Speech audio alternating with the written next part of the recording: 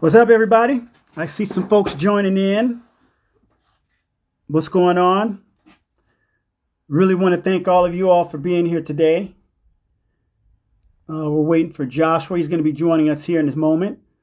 Happy Earth Day to everyone. As I like to say, every day is Earth Day. It's like Black History. It's not just 1 month or 1 day. It's the whole year. And we want to be appreciative of Mother Earth each and every day. And I really appreciate you all taking time out of your day to day to spend some time with me and Joshua. My name is Hopkins. I'm the Director of Organizational Transformation for the Sierra Club. I've been here for about 6 years. And in my role with the Sierra Club, I help our organization develop an intersectional analysis about how it addresses environmental catastrophe and climate change. And today we're going to be talking with Joshua Henry from Hamilton. He's going to be sharing some music with us, and we're going to be sharing some thoughts on what does racism is killing the planet mean, and what are the intersections at the environment, race, class, gender, and climate change. Let's see. I am originally from Dallas, Texas. Right now, I'm calling you from Tongva and Chumash, what is Tongva and Chumash territory, which is known as Southern California, right outside the San Gabriel Mountains. Thanks for that question. And yeah, while we're waiting, oh, wait a second. Let's see. Where is it?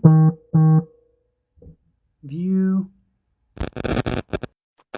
While we're waiting for Joshua to join us, why don't you all throw in the chat where you're tuning in from? Hey, how you doing, Hop? Yo, what's up? What's up? Made it. Happy Earth Day. What is going on? Oh, you know what? I'm hearing you out of my headphones, man. I thought you sounded a little far away. Let's say something to me now. Let's see. Can you hear me all right? Check 1, 2. I can hear you now. All right, let's do this. You know what I'm going to do? Sorry, folks, we got to get ourselves together. Now I have to reset this, Joshua. All good. I had to use my lip balm. Can you hear me now? You're great, Hop. Say something now. Hey, can you hear me? All right, I can hear you now. I got you. Okay, good. We were having a little bit of technical challenges, but man, you know what? That beautiful face of yours is taking up my whole screen. I don't see my mouth moving, but I haven't done an Instagram live, so it's real. This is real talk, real time, trying to work it out.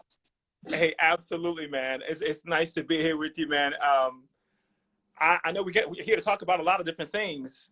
One being your incredible article about is killing the planet. Super educational, inspiring for me, and I'm glad to be here sharing a little bit of music. So I'm excited to jump in with you, but I think it's been a packed last couple of days, huh? It has been a very packed last couple of days, and it's been really challenging in a number of ways, trying to hold the contradictions of the Derek Chauvin verdict. Mm-hmm. I'm live right now, honey. My wife is confirming that only the bottom half of my face can be seen. Well, if you back up just 2 inches, I think we'll get the top half too. Let's see. Oh, there you go. Is that good? That's great. Yeah. All right. You're right. With the guilty verdict, and then what just happened recently with Micaiah, so it's crazy just to hold those things back to back. How's your heart, Hop? How you feeling? Yeah, how am I doing? Yeah, like I said, it's holding the contradictions. During the verdict, 3 times around guilty. I really hope that offers some solace and some, somewhat of some closure for George Floyd's family and his community, right? And then at the same time that they're reading the verdict, Kia Bryant was shot, right? And we know it took the largest civil rights movement the world has seen in order to get to this place.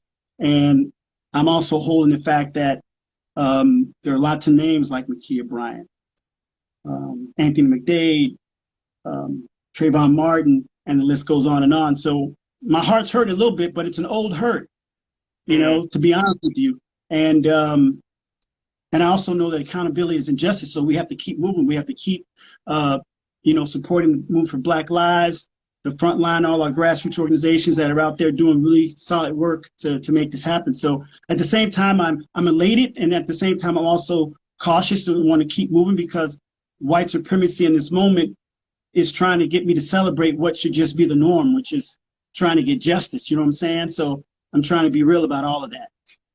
I hear you. It's like not being in the green yet, but still celebrating, like just getting back to equilibrium. It's a packed moment. And I think, we talk about this word intersection. I'm at the intersection of, like a gasp of relief, and then also trying to stay on guard at the same time, and I guess that's part of life. That's a big part of Black life in America.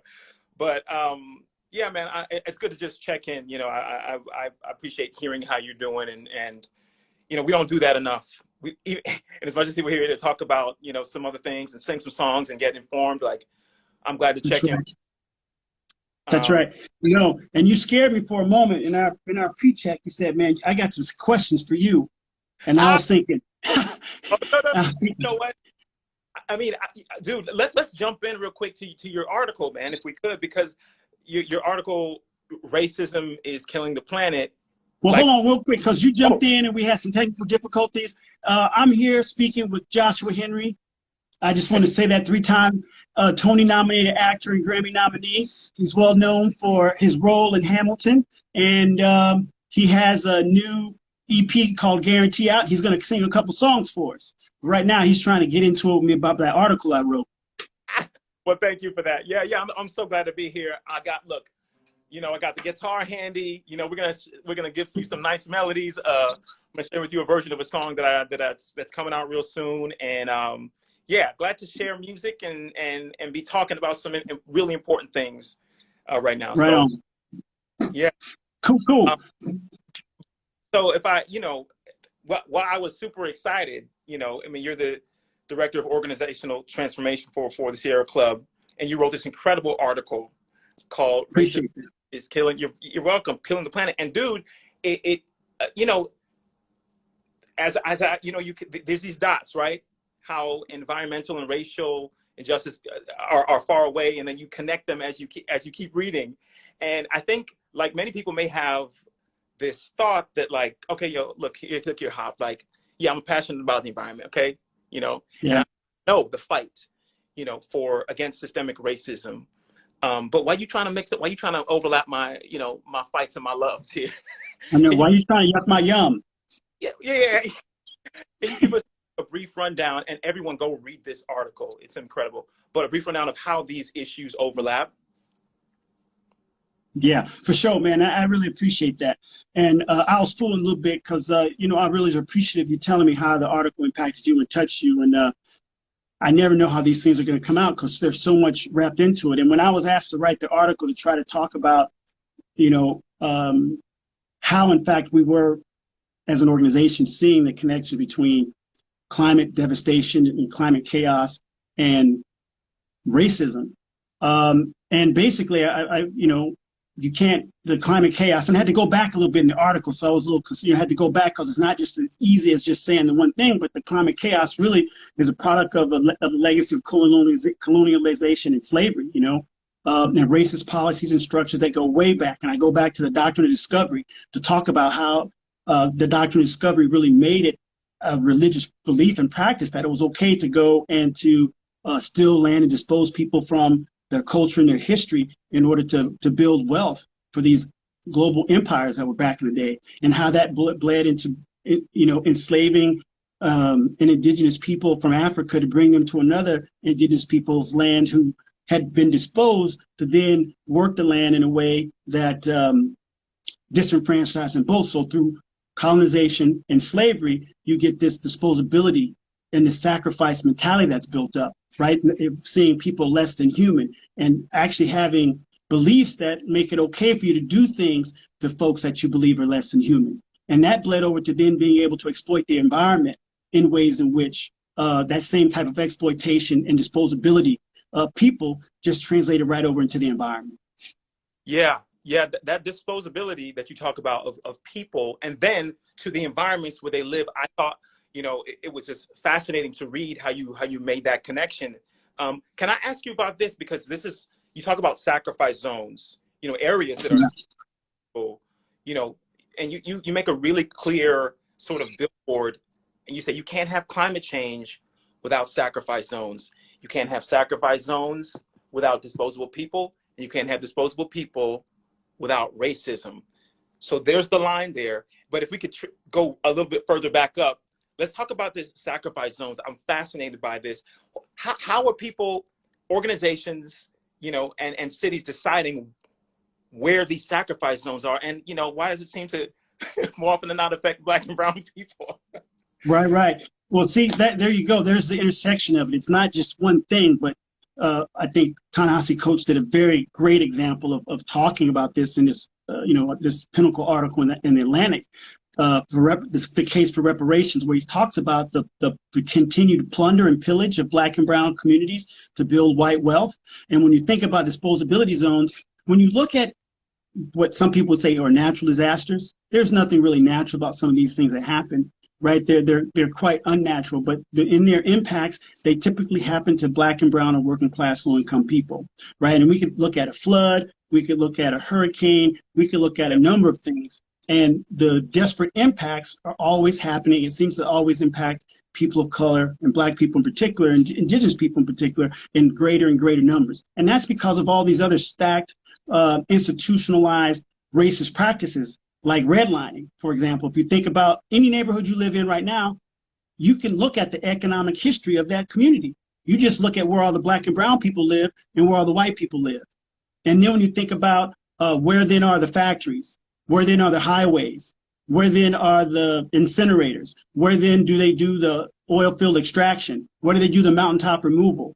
And you can see right there that there's that connection, that it's this cumulative impact of putting people in areas, geographic areas where this extraction is going to take place, and then putting people there who you feel are sacrificial, who doesn't matter if they're living next door to an oil field or a pipeline that's going to burst at some point, because the impacts are going to be the folks who are going to be buffered from them impacts are the folks who don't look or think about those people the same way that are being impacted by those devastations. And the people I try to make a few examples in the article and try to lay that out in a very systemic way. I think you do. And it made me think about where I grew up in Miami, Florida. I remember I lived on sort of the county line between Dade and Broward. And there were areas where you would just go 2 streets more. All of a sudden, you're seeing all the chemical factories, the dumpsters. And I remember there was this smell that after a couple of streets you would find there. And I used to always ask my parents, like, why is this different here? And they would tell me about, some of the dumps and where the highways were, that people decided that these people here were not as important as these people over there, or this area was not as just important. And it always blew my mind as to, like, well, who are these people? So I think this article really lays out a really clear argument in how the environment and white supremacy are really connected. I want to just ask you real quick, if people want to go away with something after reading this, obviously you can't control that, but like, what do you want them to go away with? What's the sentiment or the call to action? Right. Well, I try to break down the ideological systems of belief that allow this to happen, and to do it in a way that brought into stark relief that it isn't just one thing. It isn't just because there's high numbers of carbon in the atmosphere that's given us climate change. If we just reduce the amount of carbon that's in the atmosphere, we're not going to solve climate change. And we're not going to fix the underlying issue of white supremacy and disposability and extraction. We've got to get to a regenerative way of thinking and a way of relating to the earth, whereas we leave the earth better than what we found it, right? That we have to live within our own means, and we have to treat people and environments with a certain amount of reverence that's been lost, and we can reclaim that. Just as this is being created, we can go through what some of us call a decolonization process, where we then think about the world in a very different way.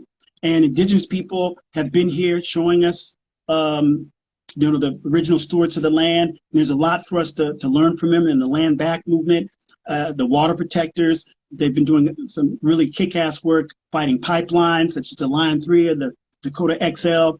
And with Black folks leading, once again, like I said, the largest human rights movement that the U.S. has seen, was global in a number of countries. We follow the leadership of Black and brown movements and communities who are out there fighting and representing, not just for themselves, but for everybody. Because like I say in the article, if you think you're getting on SpaceX because you're white and you're privileged, that's why supremacy messing with you. We only got one planet, and this is it right here. So we best be about getting together, figuring out what our lane is in the movement, and trying to do as much as we can with the power and privilege that we have from the place we are, and make some concrete change in the world, man.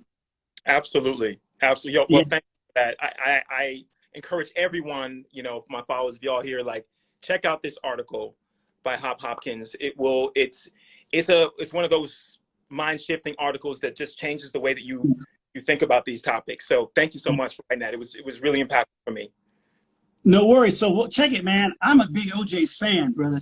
My parents, oh yeah, man. I didn't have to do a whole lot of getting used to what was going on. And I checked your style, man. You got that retro vibe going too. So are you going to play something for us or what? Well, you know what, Hop? I just happen to have my 6th string right yonder. Well, all right then. This song So you going to play stand up for us? Is that what you're going to do? Yeah. All right. Right on. All right, here you go, Joshua Henry. Henry playing OJ's cover of Stand Up. Yeah. Can y'all hear me all right?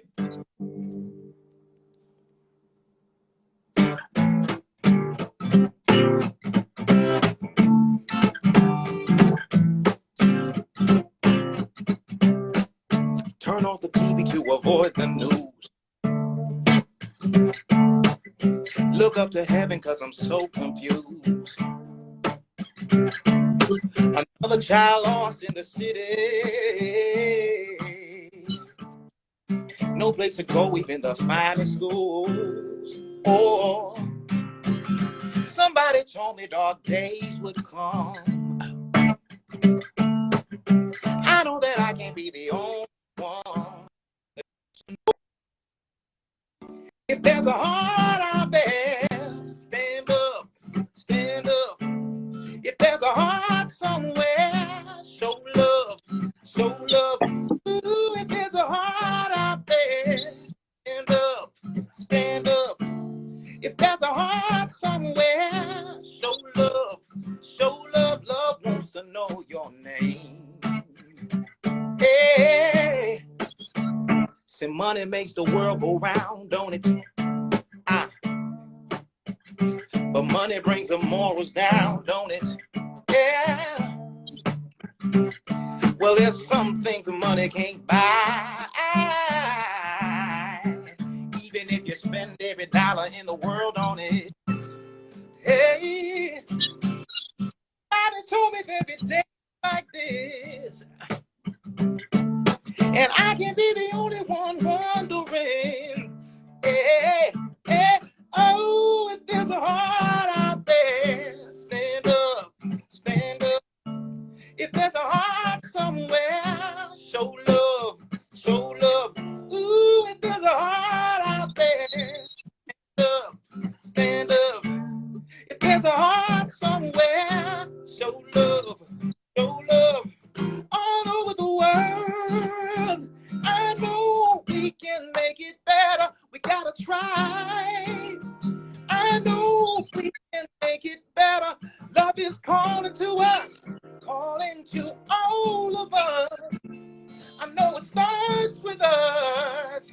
It starts when there's a heart out there. Stand up, stand up. Hey, if there's a heart somewhere.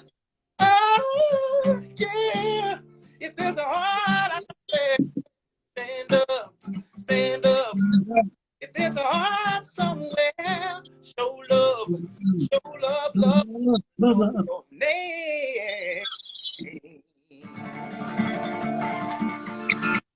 Thanks, y'all. Stand up. Stand up. Right on, right on, right on. That was sure enough standing up, brother. I appreciate that. I appreciate that. Thank There you were so some much. folks in the chats trying to get me to join you, but this ain't no duo, brother. This wasn't a duet. This was a solo performance. Nah, baby. You know what? We catch up in LA. You might get me to blow with you. Of course, that's all. You're right. And yes, the chorus. I can't do much more than that. I can join in on the chorus. Well, hey man, look, I got to tell you, the song was moving. I got to tell you, like I said, I know the OJs. I know what this song meant back in the day. And why did you choose this particular song?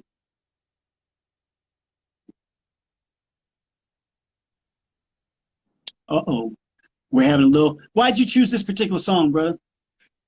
I'm a big OJ fan for sure. If anyone, y'all don't know about the OJs, please get to Googling and Spotifying immediately.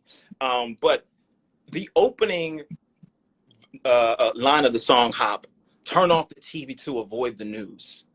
I just really resonated with that because sometimes that's me. Sometimes that's a lot of us, and we just, you don't want to know what the next bad thing is, Yeah. but I never want to be in a place where I'm apathetic, or I don't care. So words mean a lot to me. Standing up for something. Some of my earliest memories, growing up in church was hearing songs, like "We Shall Overcome," or songs that were so hopeful for the future. And this song reminded me of one of those songs. I remember being like 5, 6 years old, and part of what we did was after being in church, we would go and then feed the hungry.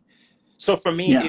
I grew up with the idea that you take small actions to make a big mountain, to make it in your community or in other people's lives, and these things can change the world. So that idea of standing up for something, finding the small ways that you can stand up for something, is why I chose this song and why I wanted to put my spin on it. Right on. Well, you put a spin on it, brother, and it was good. That acoustic is just is popping, man. I really appreciate that.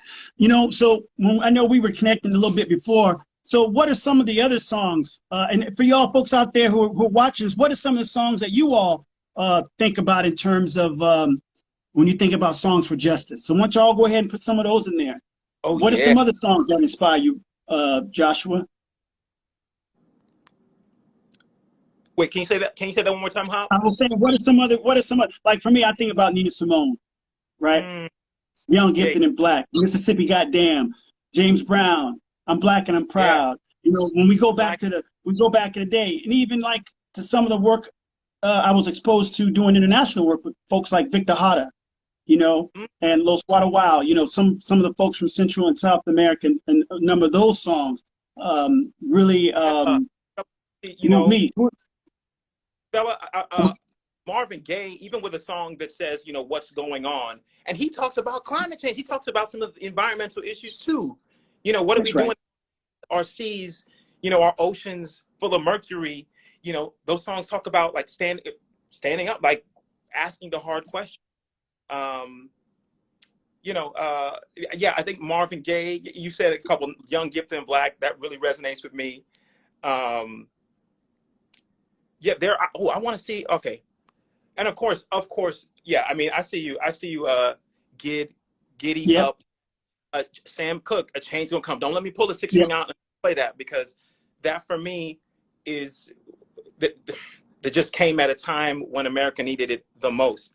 And I remember hearing that song growing up and how it made me just get uncomfortable. It made me want to just like to move a mountain. There's certain songs, the soundtrack to change and to justice, and that's one of them. Let's see. I'm gonna look through here real quick. I saw Cinnamon Coming. Yeah. Higher Ground. Absolutely. Oh, yeah.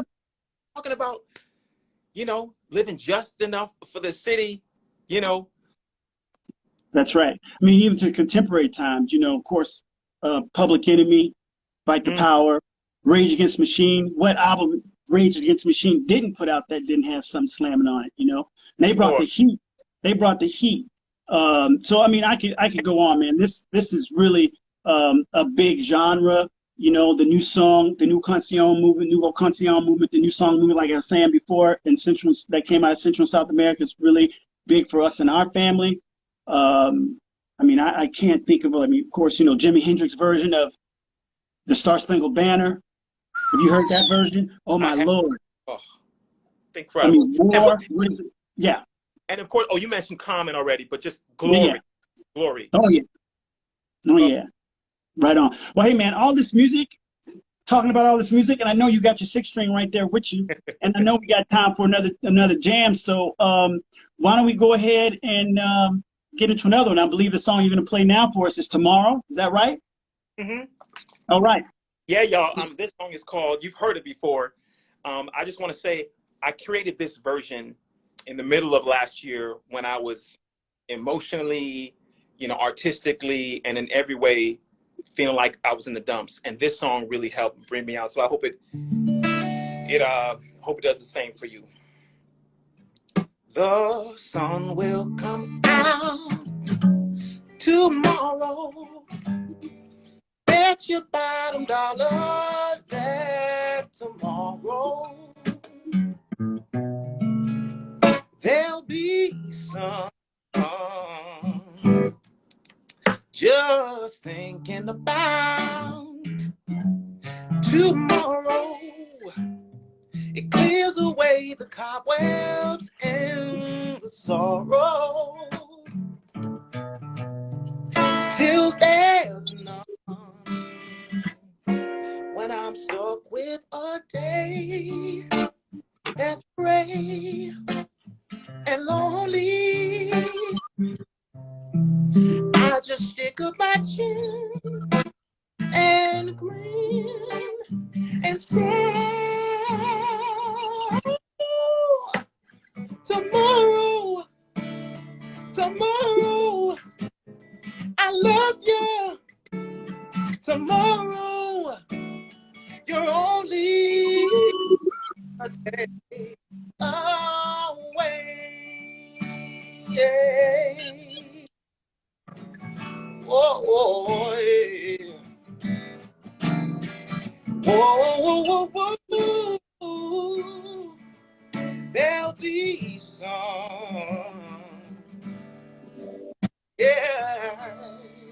Oh, ooh. Hey, oh, whoa, whoa, hey.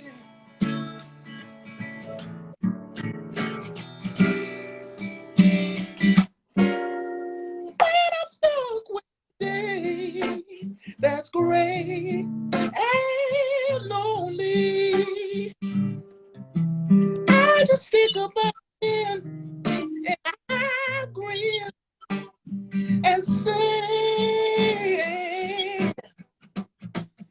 tomorrow, tomorrow, I love you.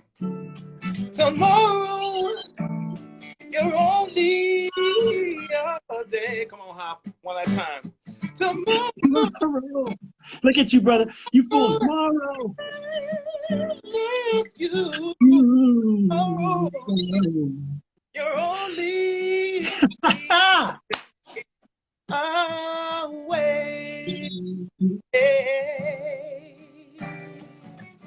Oh, okay. Oh, okay. Away.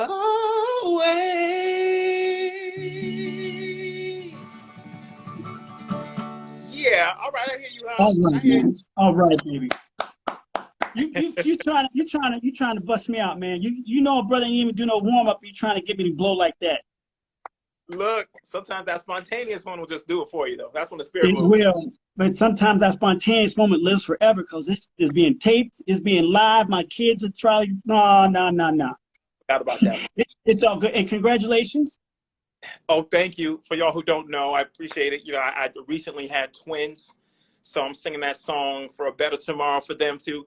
They're 4 weeks old now, and that's, you know, they're the joy of my life. They help fuel everything that I do. So, Yeah, much love. Congratulations. Beautiful, thank you. beautiful.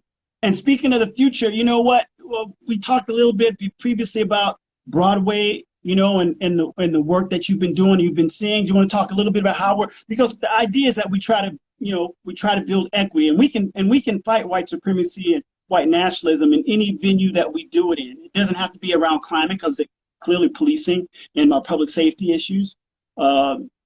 So what does that look like for you, and what does that mean for you? I'm glad you brought that up. There are a couple of organizations that mean a lot to me, and in the Broadway community are doing a lot. And a couple organizations I want to shout out: Broadway Advocacy Coalition. Check them out, BroadwayAdvocacyCoalition.org. They really help to build the capacity of individuals and communities to dismantle any system that perpetuates racism through the power of storytelling and leadership of those directly affected. So, you know, a couple friends of mine, you know, from the Broadway community started that, and it's making big waves. If you can, you know, sometimes we want to move mountains when it comes to change. Go there, check out, see what they're about. There are little actions that you can do, or if you can donate $2 or $10 to them, amazing. Another one is Broadway Theater United, that's also doing similar work. And the Broadway Green Alliance too, an industry-wide initiative that educates and motivates the entire theater community and its patrons to implement environmentally friendly practices on Broadway and beyond. So check those out: Broadway Theater United, Broadway Advocacy Coalition, and the Broadway Green Alliance. And I wanted to know too, Hop, you know, where can we find out, you know, are there a couple places that you can send us to know a little bit more about this intersection of environmental and racial justice, and, you know, how racism is affecting the environment? Right. So my answer to that's going to be clearly not just a plug for me, but you can go and check out the article, Racism is Killing Planets, on our website.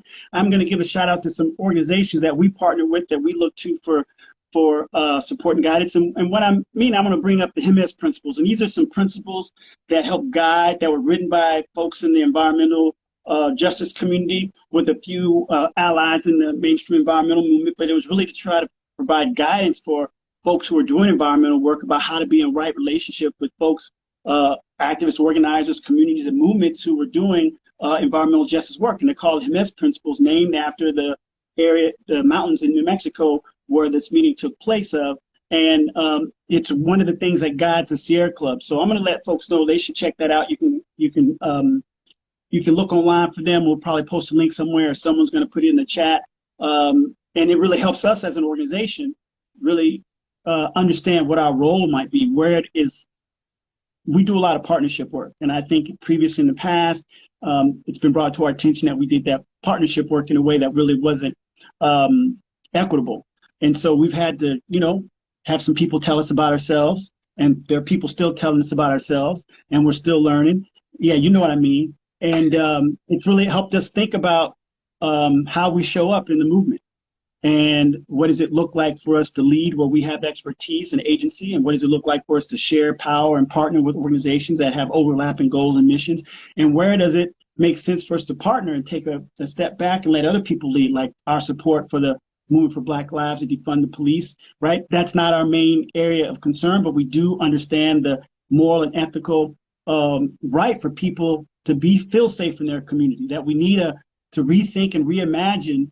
And that's really what defund the police is really about. It's an opportunity for us it's an invitation for us to reimagine what public safety looks like in our community, right? To really think about why is it that we're spending this kind of money and getting these types of results, right? Totally. It's asking us to look at how the injustice system is negatively impacting Black and brown communities in such a way that maybe we need to rethink about how we do that work. And there's some jobs and some things that we shouldn't be putting on the police to do, right?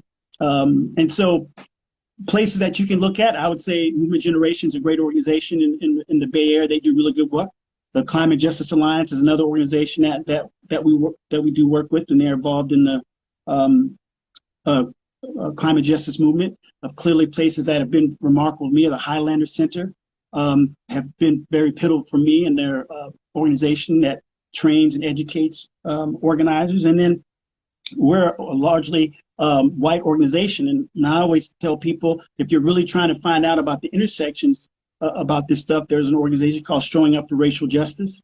surge, and they have a number of chapters across the U.S. that you can go and find your local chapter and get involved there. If you're in Southern California, there's the Pasadena surge, there's the Altadena surge.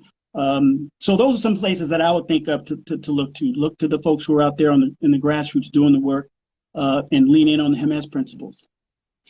Yeah, I love that. Thank you for sharing that. And I just think it's so important, as I sang the song, stand up and tomorrow for a better hope for the future, that, it can be easy to get frozen by some of these thoughts, That's right.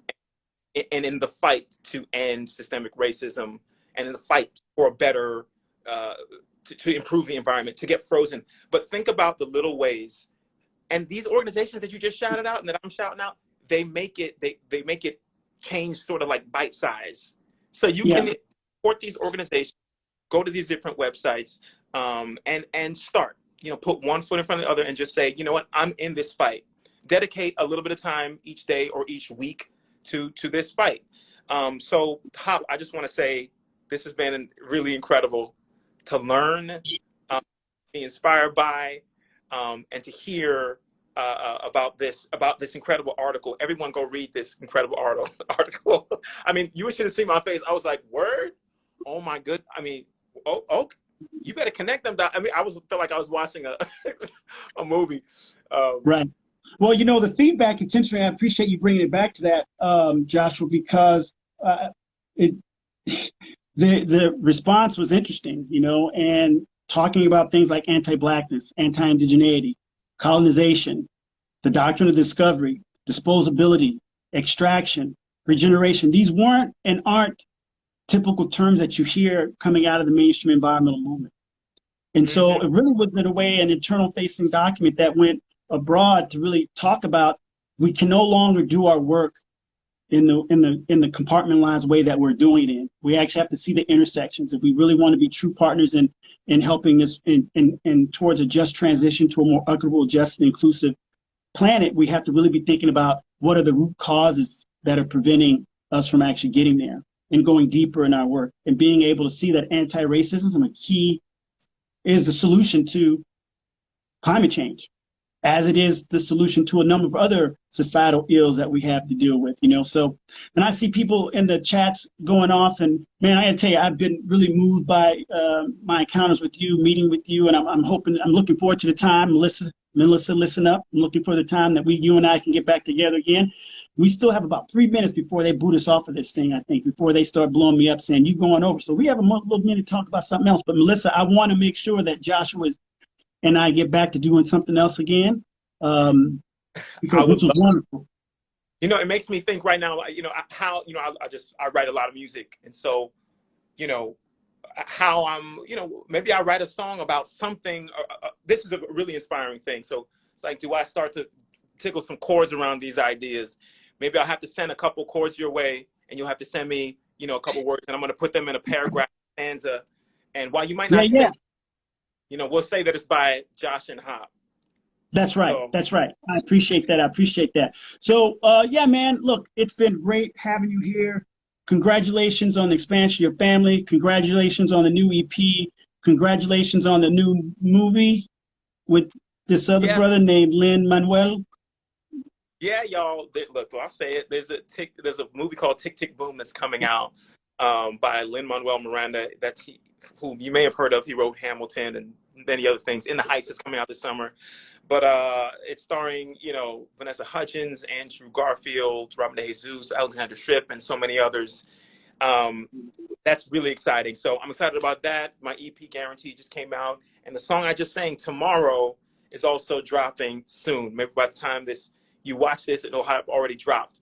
So you can follow me at Joshua Henry Official or anywhere that my name is at. And Bahop, it's wonderful to talk to you. Thank you for inspiring and educating me and challenging me with your article. So to also Sierra Club, thanks for having me in these 10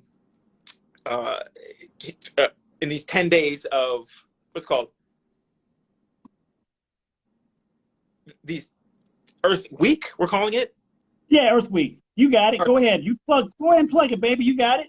Yeah, it's like let's talk about it. It's our Earth Week of action. 10 days of action. 10 days of action. Yeah. So it's a little more than a week. First week in days. That's right. That's right. We're marking from Earth Day to May Day. That's right. That's right. Right on, right on. Thanks for having me. Great to talk to you, bro. And and thank you for blessing us with some tunes. Really appreciate you. On our way out, you want to give a couple shout outs to some of your people? I'll give a couple shout outs to mine, and then we'll just wrap this call up. Is that cool? You want to do that? Sure. Go ahead. All right. Well, I want to give us a couple shout outs. I saw a few folks. I want to give a shout out to Outward Bound Adventures. I saw y'all show up. Hikers of Color. I saw you guys show up. The Wilderness Youth Project. I saw y'all show up and give a shout out. Midland School. I saw y'all give a shout out. Also, another organization I wanted to mention was the Indigenous Environmental Network. You make sure you guys check them out. Peace and love, y'all. Really appreciate it. I'm going to turn it over to Joshua, and after he gives a few shout outs, we're going to wrap this bad boy up. Yeah, I just wanted to, just in the comments, I'm seeing people, Poetic Gazette said, take the broken pieces and make a vessel to hold each other close and safe. I'm like, okay, yes. Thank you for that poetry that really resonated with me. And I see that, Vega Chris, X-Tina, that this song really hits to your soul. I appreciate it. So thanks for the love, y'all. Yeah. Great to talk to you. Melissa, Sierra Club, thanks for having me. Wishing you all the best, all right? Right on, right on. Catch up with you later, Joshua. Peace and love, brother. All right, now. Just want to end the video.